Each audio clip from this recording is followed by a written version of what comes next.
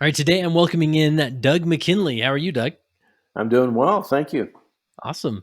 Now, we got to give a shout out to your son Alex, who he actually reached out a few years ago, and as all inboxes go, it fell through the cracks and didn't. I lost track of it, but nonetheless, he followed up and said we've definitely got to record this episode, and so we did it. Here we are. We're making it happen. So. Oh, great, great. Now, maybe just start with you. I mean, we were just talking before we hit record. You're 82 years old. Yes, You've been around the block a couple times, had some leadership experience, and yes. but where's a good place to start to put you into context? Probably everyone went to, well, not everyone, but went to high school in Utah at Orem High School and BYU and Mission and Army Reserve. And so maybe adult life is where we can start if you want to.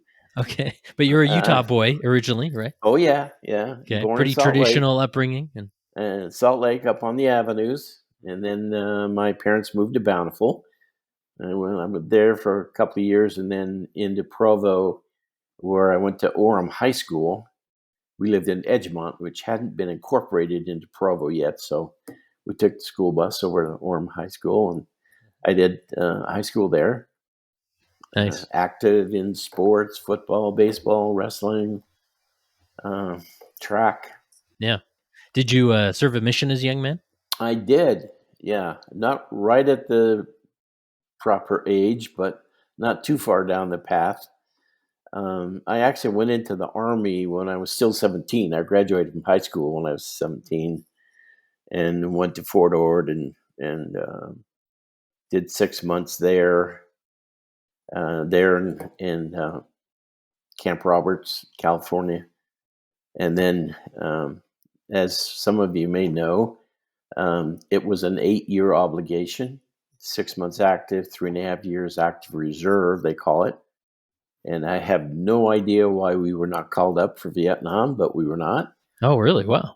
And then 4 years on, I guess church term is less active reserve. So you don't go to meetings. You're just the government still owns you, but they're not looking at you. Yeah. After BYU, I did a bachelor's degree and then a master's degree. I did a 2-year degree in 1 year, one calendar year, which I'm glad I don't have to do that again. And that was the worst year of our marriage. You survived. Good. Yeah, every term, every semester, but we survived. You Yeah. know, we were dorm parents at BYU. We had 75 girls, Hmm. and then there was me, and we had our first little baby. So then we had another guy with me in the dorm. Nice. And did you say where you went on a mission? Oh, I went to the Western States. Okay. I got on a train in Salt Lake and got off the train in Denver. Oh, wow. So that's where I went on my mission. That's great. Awesome. And that was a 2-year commitment? Yes. Great. Awesome. And I'll have to say that I fogged up the windows of the train when we were going through southern Wyoming because I was actually hunting antelope when my mission call came. And so, a couple of weeks later, I'm back out there in southern Wyoming and fogging up the windows, looking at those beautiful antelope out there. Yeah. Nice. And what did you establish your career in? I studied advertising at BYU, and that's what I wanted to do my entire life. I've made a living with words, so to speak. So when I finished BYU, I had two options. One was to teach English, because I had an English minor, teach English at Eastern Arizona College, Mhm. or join General Electric Company out in San Francisco, which is what I decided to do. Oh, cool. Now, when did this long journey of church leadership begin? Like, when do you feel like that first calling was, where you sort of stepped into the leadership world?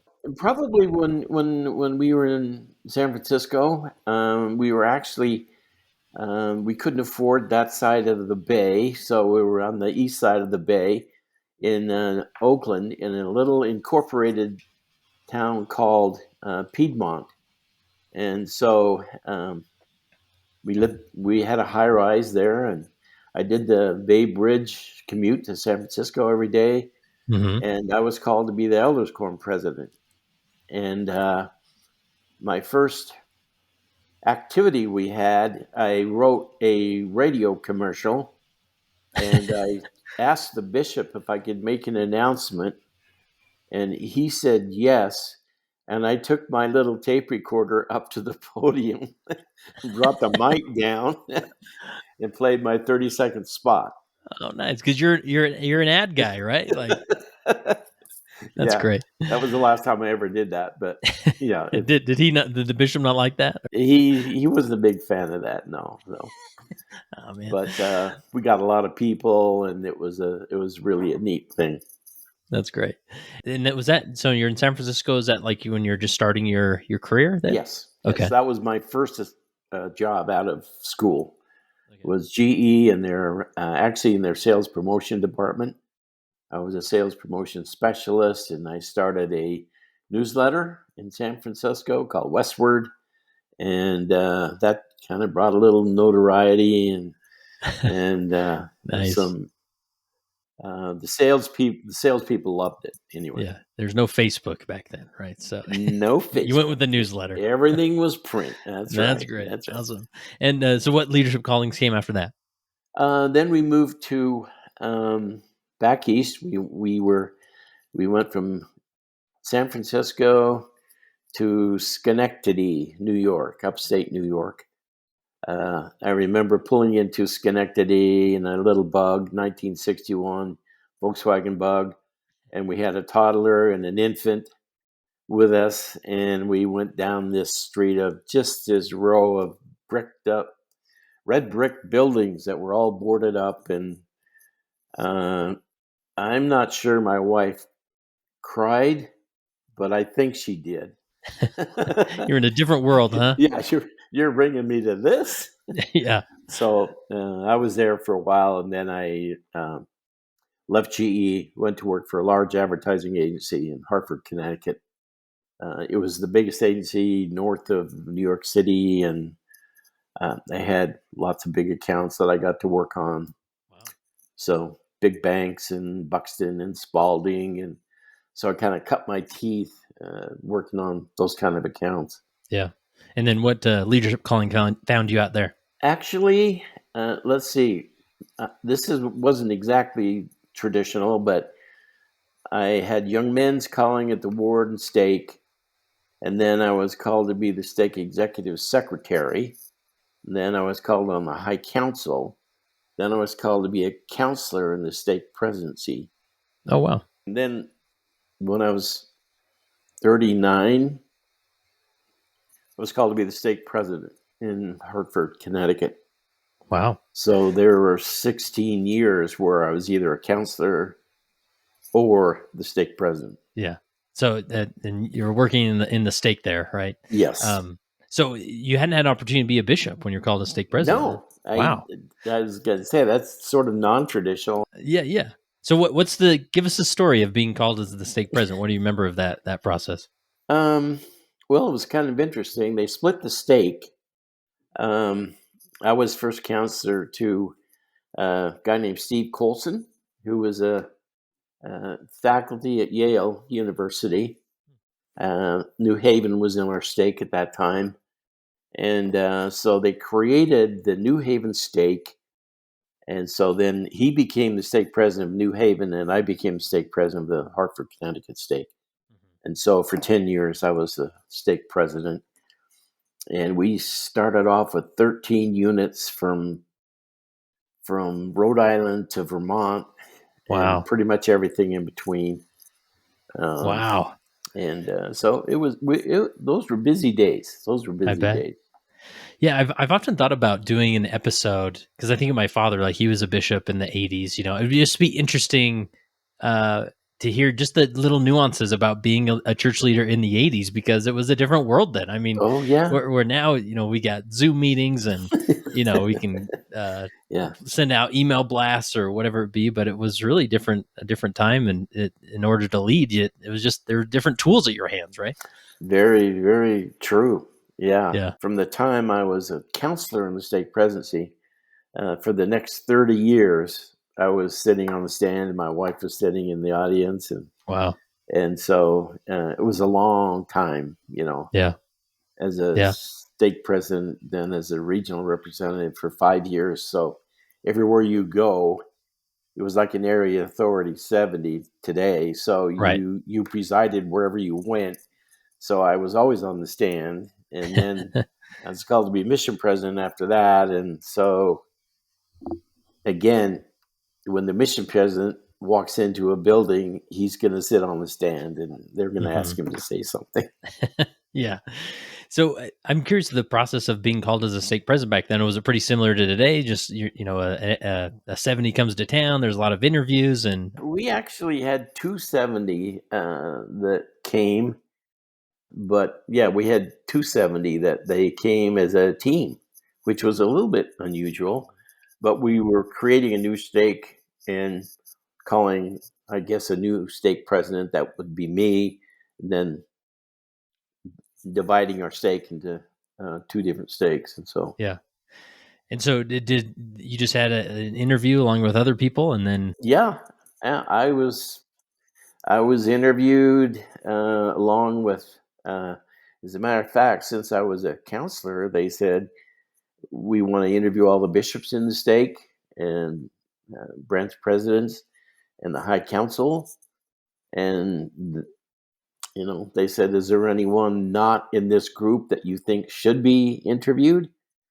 Um, I think I recommended one other person that I thought could be a good stake president, and at the end of the day, um, it was me.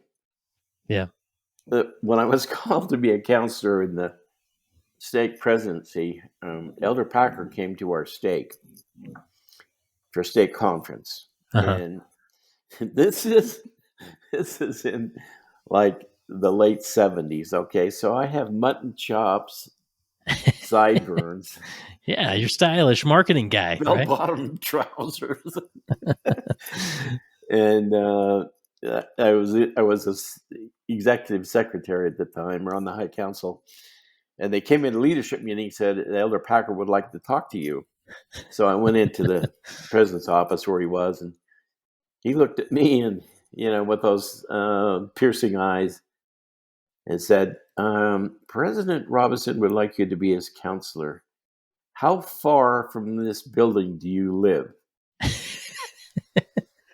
And I said, "Oh, about 15 minutes away." And he said, "Then you have time to go home and shave before state conference."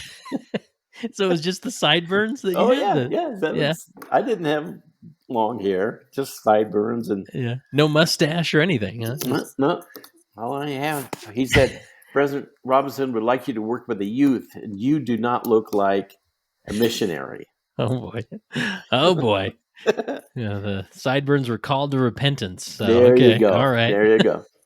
It was a different time for sure. Yeah, it was. And then, so when you were called to stake president, how did it work with calling counselors? Did they just give you a short time to select counselors, or? Well, yeah, you really have to depend on the Spirit, because once you're called, then you have like less than 24 hours to call your counselors. So, fortunately, I had two very, very great counselors that were called, and it was one of those really amazing. It was a 5-year run before I lost my first counselor.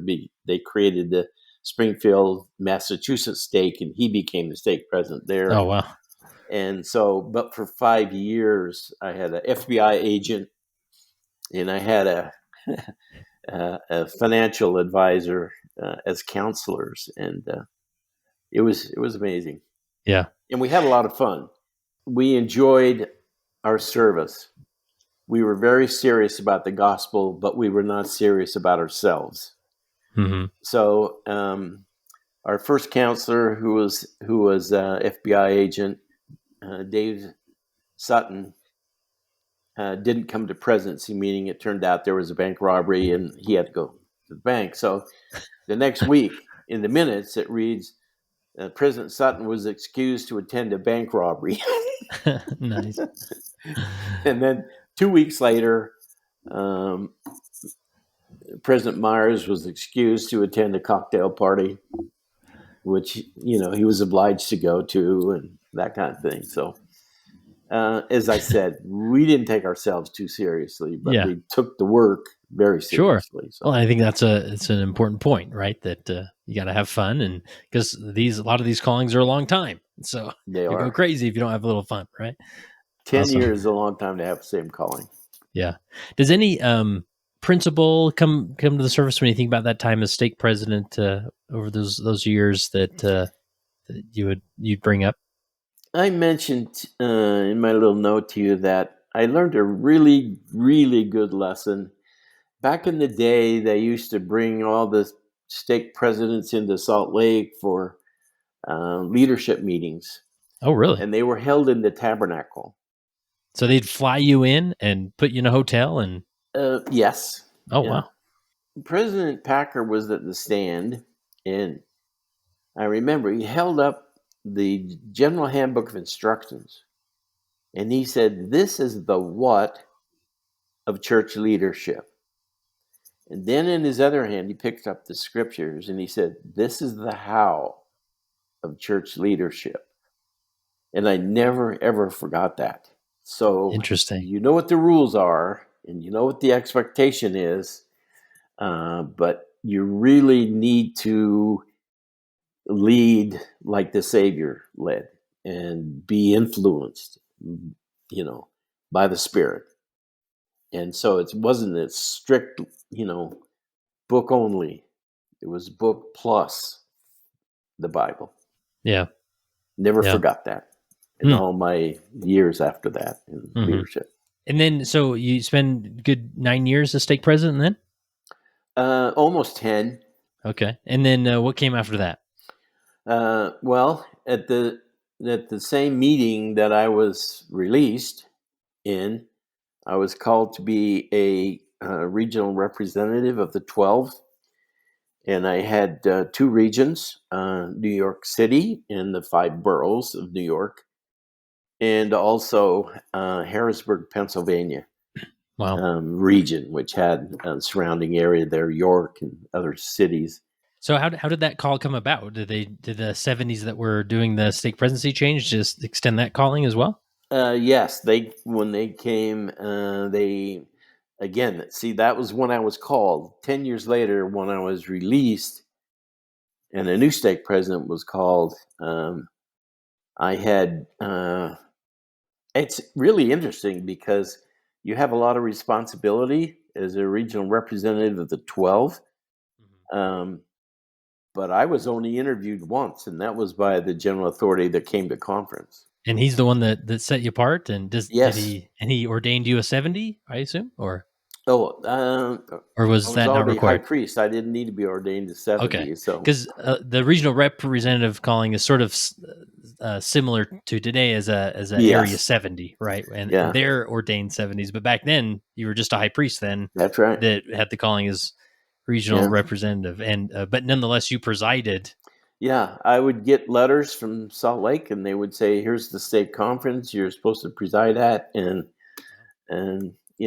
please send us a letter outlining who the speakers are going to be and what the conference is going to be and so on." And then you had to fill out a report after state conference and describing the business of the stake, who was called, who was released, etc. So there was a fair amount of clerical work associated with that as well. Hmm. Wow. So were most of your weeks during that time? Were you attending a lot of state conferences on the weekends? Was Yes, that your general typical weekend? yes. Pretty much every week I was somewhere on assignment. Not every single week, but I'd say 80-90% of the time I was away on a weekend Wow. at a conference. And I had another duty that was not all that pleasant, and that was I had to be involved in the decomposition of a stake. What does that mean? One of the stakes in New York had single digit home teaching numbers, and the stake couldn't keep a high council, 12 on the high council. There was 6 or 7. And so I was instructed to release the stake president and create districts. It was Elder Dellenbaugh of the 70 that came out, and he and I conferred on that. And in one Sunday, we dissolved the New York East Stake and created the Queens District and the Brooklyn District, which are now their own stakes, by the way. Oh, sure. But that was back in like Wow. the early 90s. Yeah. So still a lot of growth that still needed to happen in those areas. Oh my goodness! You see, the church hates to go backwards. Right. So Yeah. that was pretty difficult. But when it happened, the year after we created the Queens District, there were 600 baptisms in Queens. And then we had to within 2 years, we had to create this Queens West District because the church had grown. And another little leadership note on that, I was down in the Rego Park area of Queens to do some training. And I started training off with a group of newly baptized people, and I mentioned an agenda, and someone raised his hand and said, "Elder, what's an agenda?" In a nanosecond, I retooled all my leadership training. He'd been in the church 2 months. He was Wow. called to be an elder quorum president. He had Wow. no clue. Yeah. Wow. That's how fast things were going then. I call it the miracle of New York. Because it just exploded, huh? Oh yeah, it was amazing, Wow. absolutely amazing. Was there any reason for that, or just? Well, yeah, the district leadership, and they were missionary minded, and we were doing things like we would create a branch, and the meetings were held in buildings that had big corrugated steel doors that came down. You unlock the entrance to the building and raise up the corrugated gate in the morning, and at night you pull it back down. I mean, Uh-huh. some places in Queens and Brooklyn that were not too friendly, but the church just really, really took off, and I was so blessed to be there and to be a part of that and to see it. And Yeah. So you mentioned, so you did have the title of elder when you're yes. a regional rep, right? So it's very similar again. Mm-hmm. Did you, a lot of area 70s are running coordinating councils with a group of stake presidents. Was that part of your responsibilities? Not at that time. I Okay. mean, we had regional conferences then. I don't know if you remember those or not. I was very young in the 80s. Back in the 80s and 90s, and they would have regional conference. We had one at Radio City Music Hall. Wow. How often did those happen? Not often. Okay. We had 2 in my 5 years there in New Oh, okay. York. And people come from New Jersey and Uh-huh. Connecticut and New York. And it wasn't just for leadership; it was for everybody, Yes, it all was for members. Yeah. everybody. And President Hinckley came to one. Yeah. So typically, a member of the 12 would be there. Yes. Okay, so it wasn't all on you to preside and No. run the meeting. Okay, but No. you just, I bet you were involved in just the details of organizing it. Exactly. Kind of Gotcha. the local contact, if you will. Nice. So were you seen as regional rep as like somebody, if the stake president had a question in that area, they would typically call you and then you would Yes, direct it from there? and I would be available to go and train.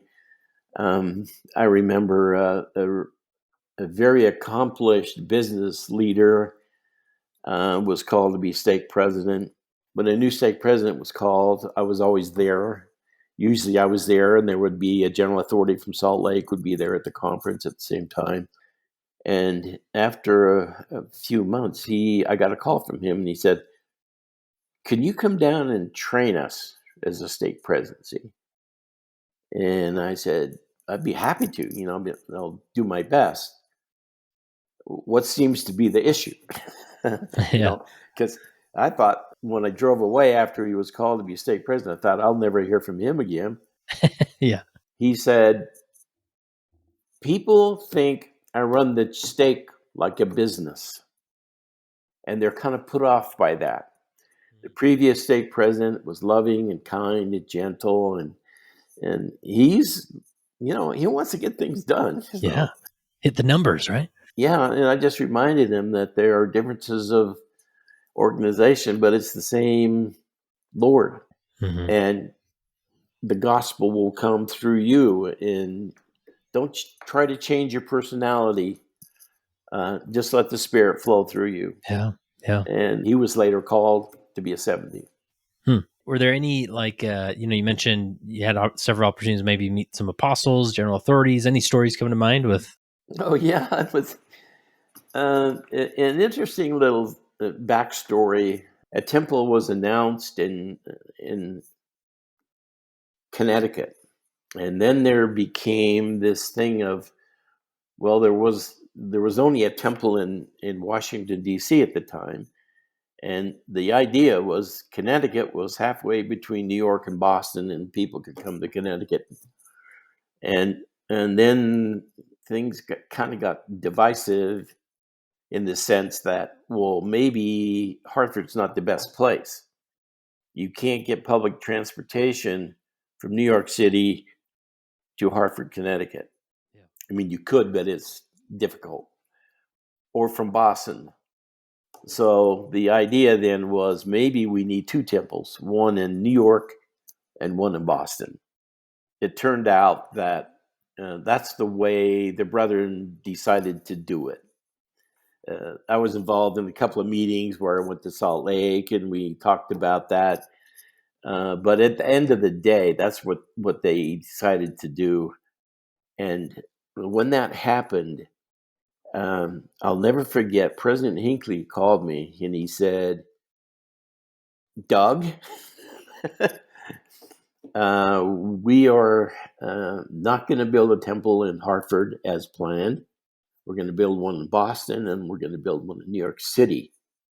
And I want you to know that before it gets announced from the pulpit." Oh wow. And he said, "That doesn't mean there'll never be a temple in Connecticut. That just means that we've decided that we're going to have two temples." And I had taken President Hinckley to dozens, more than a dozen possible temple sites in Connecticut before that decision was made. And it became difficult to procure the land in Connecticut for a temple. So, we had that kind of a, relationship. But it was just so reassuring for me to hear from President Hinckley like that. I mean, he didn't Yeah. have to do that, Yeah. Yeah. but That's great. that's kind of man he was. Awesome. And then, so was there any expectation when you were called as regional rep as far as the time frame that you'd be in that calling? Yeah, it was a 5 year, 3 to 5 years, Okay. and I served for 5 years. Nice. And then as that was winding it down, was there any inclination that another call was coming, or what's that story? I would say no. And then, interestingly enough, as I said, I had one interview when I was called to be the regional representative and to be a mission president. I went through a whole series of interviews. I met a 70 at LaGuardia Airport once, and he interviewed me. And then I was on a business trip in Chicago, and Elder Haight called me from the 12. It was kind of interesting because I was late getting in, and he said that when I got to my room, there was a call waiting. And so I returned the call, and he said, "Well, we called you earlier and expected you to be there, but you weren't there." Like, he didn't say, "Where were you?" But Right. I said, "Well, yeah, I've been at the Chicago Temple." And then you could almost hear a sigh of relief. Nice. And then he said, "I'm the armor bearer." That's how he called it. "I'm the armor bearer for the first presidency. Can you serve a mission? Would it be a imposition for you financially or career-wise?" And I guess I passed the interview at LaGuardia, passed the interview with Elder Haight. So let me ask, when you get interviewed at LaGuardia, I mean, you just find a corner of the airport and have Yeah, a casual chat? yeah. Okay. We we went to there was one of the concourses that just was sort of lightly attended, and we found a couple of seats like we're Okay. waiting for a flight. Nice. And then Nice. the other interview was on the phone, and Elder Faust actually called us, and this is humorous. It was 11 o'clock in Connecticut, and we get a phone call. And the lady said, my wife answered it, and the lady said, "This is so-and-so. I'm calling from Salt Lake City for Elder Faust, President Faust. Is your husband there?" And she said, "Yeah, right." Like she thought it was somebody playing a joke, I guess. And then she Nice. said, "No, this is Elder Faust, secretary. Is your husband there?" So she passed me the phone. Yeah. And Yeah, then I'd love to talk with these secretaries of, how many oh times, yeah, like 5 out of 10 calls, they're always like, "Oh, whatever, I don't believe you." Yeah, yeah. that's great. It was a little humorous. So that's when President Faust extended the call over the phone Yes, to be a mission president at that point. yes, And then it was just a matter of waiting for the call? yep. Nice. And what do you remember about, receiving the call? Well, that was actually the call, but I got a letter, later on Oh, okay. describing, okay, this is the time you would report, and you go to the mission president's MTC. It was at the same place in Provo as the young missionary MTC, Mhm. but it was for mission presidents, and it was a week long, and then you go, and it was Nice. so that was kind of a phone call and follow up with a letter Nice. And so did they when did you find out where you were going? that night. Okay, over the phone? Yeah, Oh, wow. Nice. And where did you go? went to the Arizona Tucson mission. Awesome. At that time, we had all those neat little border towns along the Arizona New Mexico border. Uh-huh. Tucson was our west anchor town, and El Paso, Texas was our east anchor town. So, Yeah. And then starting your mission as a mission president, I mean, what do you remember as far as getting established as a leader, working with the young missionaries and those types of things? oh, that's a beautiful question. Thank you for asking that. When I got there, I found out that um, the mission was, in my estimation, pretty disobedient and kind of struggling. And so I remember after the first 6 months, Elder Mickelson of the 70 came by on a mission tour, and he said, "Well, President, what can I do for you?" At the end of a 3-day tour. And I took this list out of my coat pocket, and I said, "I need 40 tickets, one-way tickets to Salt Lake. Oh, wow. I got 40 names here of missionaries that really don't want to serve and don't want to be here. Can you do that for me?" And when he stopped laughing, he said, he almost put his finger in my chest, and he said, "President, you're going to save every one of those missionaries. Hmm. Is there anything else I can do for you?" And so all of a sudden I realized, okay, the onus was on me. That's the easy way.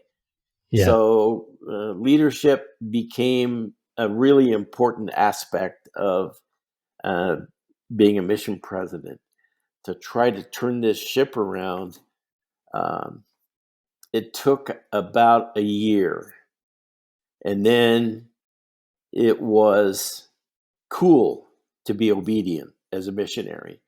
And we started to set baptismal records and things like that come Yeah. along with you know living Yeah. mission rules and working hard. Where do you even begin with those 40, or with just shifting that culture? How did you begin to chip away at that? Well, there was one missionary that did go home early, and that news went through the mission like wildfire. Hmm. This president is serious. Hmm. And at that point, it became so important, really fun and cool to be obedient and to understand why you're on a mission. Hmm. Partway through our mission, transfers went from monthly to 6 weeks. And the brethren said, well, you can have zone conferences every 6 weeks if you want. And my wife and I said, no, we're going to keep doing it every month, which Hmm. was a kind of a burden to travel for us. We had 12 zones. Hmm. So we spent, more than 2 weeks every month on the road. But I wanted to get next to those missionaries and sit across the desk from them at least once a month. Hmm. That really, really helped Yeah. as well. And Yeah. then I started another thing when transfers came along. I had everyone come in to Tucson, the new missionaries and their senior companions, and had a special meeting with them and outlined how important it was to be obedient. Hmm. I remember drawing a bridge on the blackboard saying, here's life as you knew it. Here's life as a missionary. Certain things you got to do to cross that bridge. I said, okay, how many of you have girlfriends? A few hands went up. And I said, throw them all over the bridge. And I drew a picture of a lady going over the bridge. uh, Uh, I was kind of mean to them, but they got it. and this is one dynamic your son brought up in preparation, that you have these doctrinal diagrams. What are these doctrinal diagrams about? Or Well, yeah, I used to do this in our advertising agency business. We got some big clients because I could diagram their distribution system Hmm. and the contact points and the communication tools you needed at each contact point. How do you diagram things like the big picture? I told you that I had um, on one side of one piece of paper, here's the entire history of God's dealing with man on the earth. And I had done this for some Jewish friends that joined the church in Connecticut. Try to find a way to describe in lines what you're saying in words. Hmm. Kind of give them a visual, right? Exactly. And Yeah. there are a lot of visual learners out there that if you say something, they may or may not get it, but if you can draw it on the board, Yeah. um, and here are some of the ones we did. The natural man syndrome, Hmm.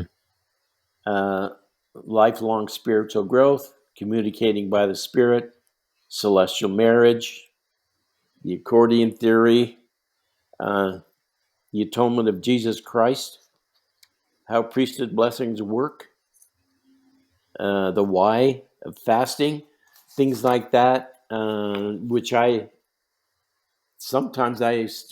go up to the board and I wasn't sure what I was going to write on the board, Yeah.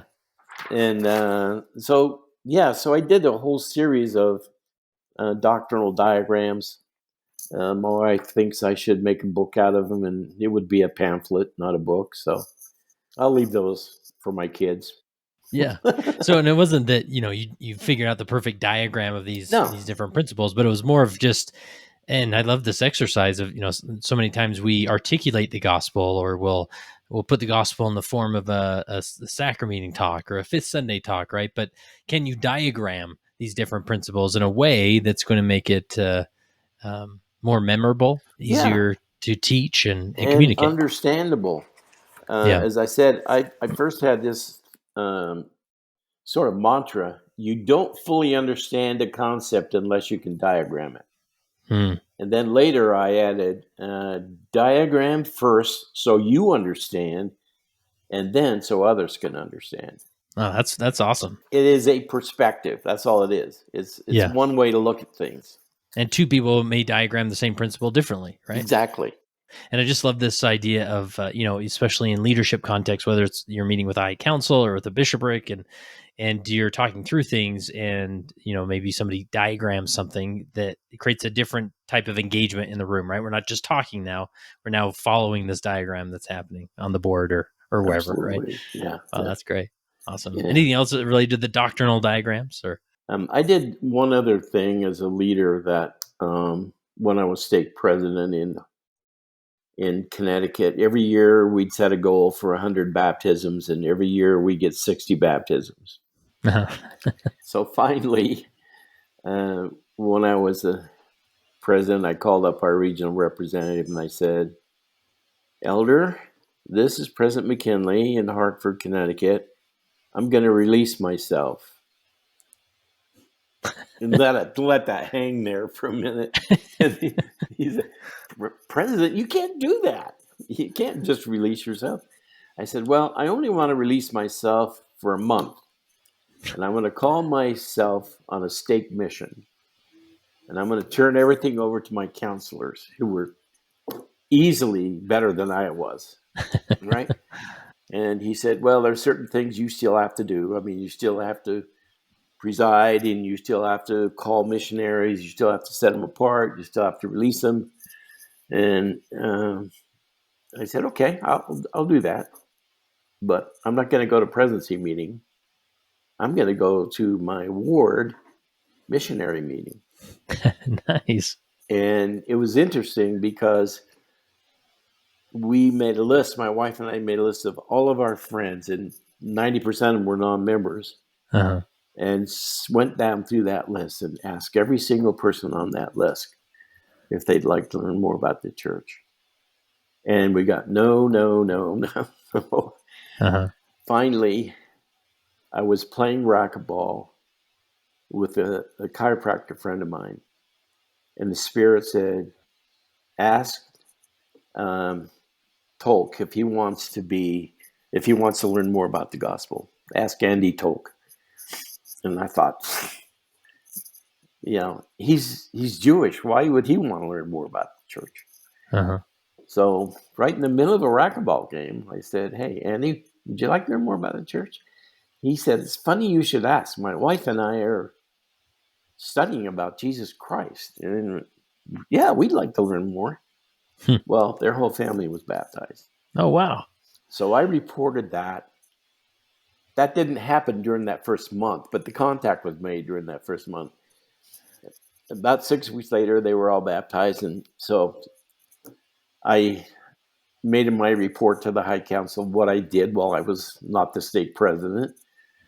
And and then my first counselor, being a smart person, said, President, I want to release myself.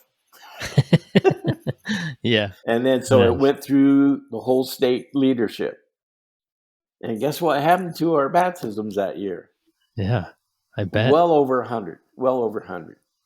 Sometimes you just got to get out from behind the desk and go do what you proclaim.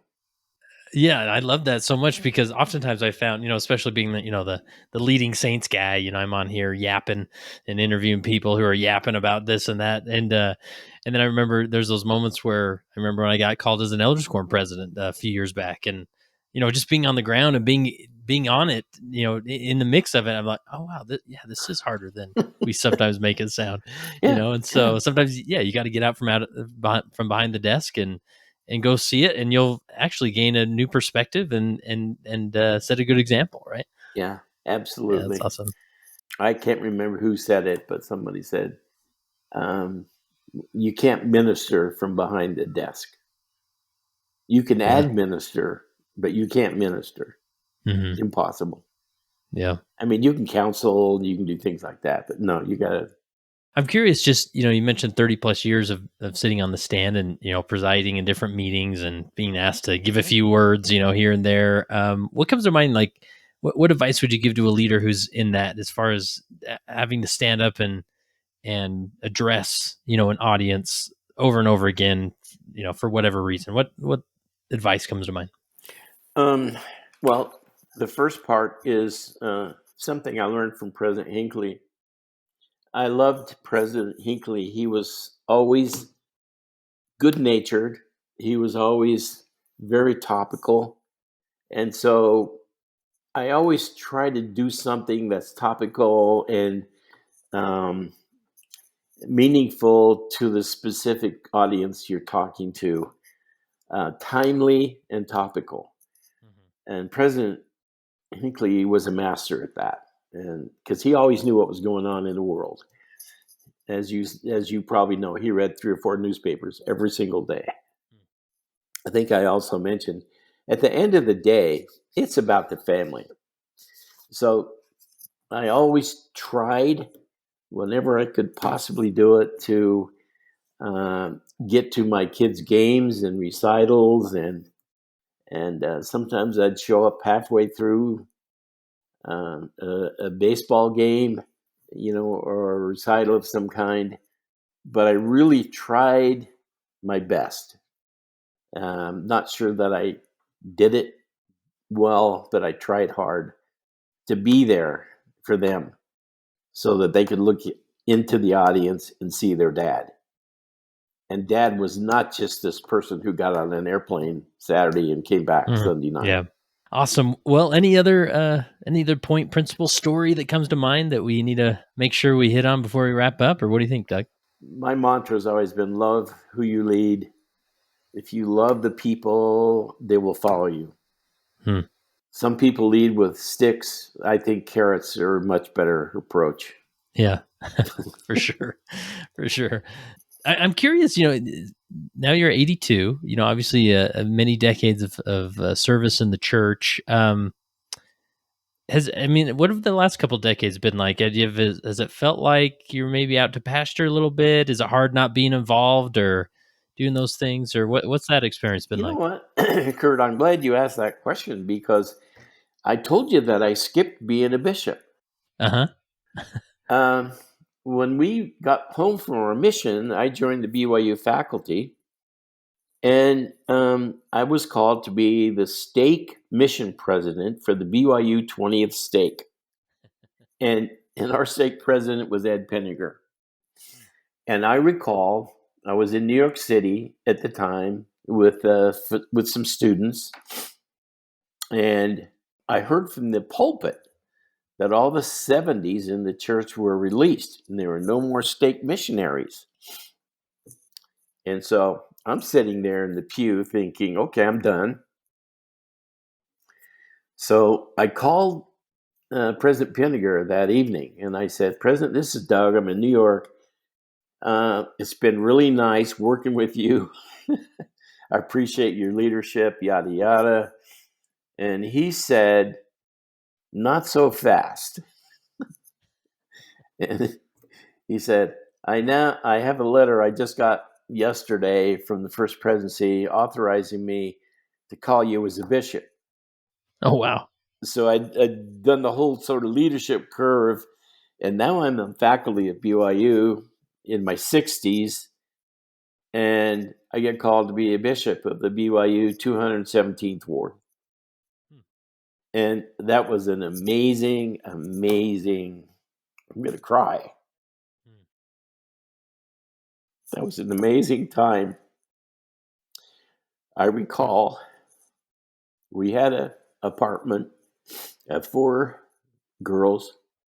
All were in some form of church disciplinary action. And President Pinniger and I went to their apartment at Ward Conference and spoke with them. And about a year later, I wrote President Pinniger a letter. And I said, "Dear President, remember those 4 girls? They all have temple recommends. Love those stories. Stories of redemption, right? It's powerful. And it's never too late, and it's never Yeah. too early." Yeah.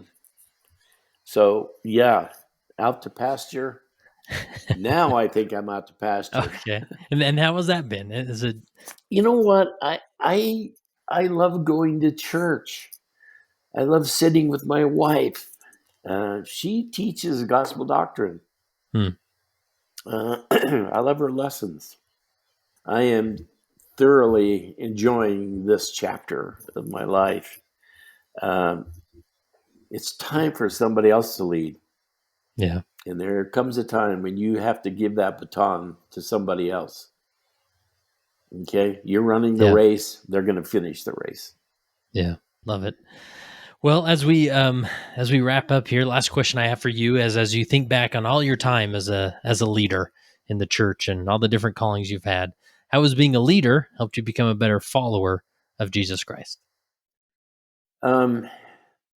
I think maybe we could use the analogy of a coin. It's got 2 sides, and the leadership side is one side, and then the followership side is the other side of the coin.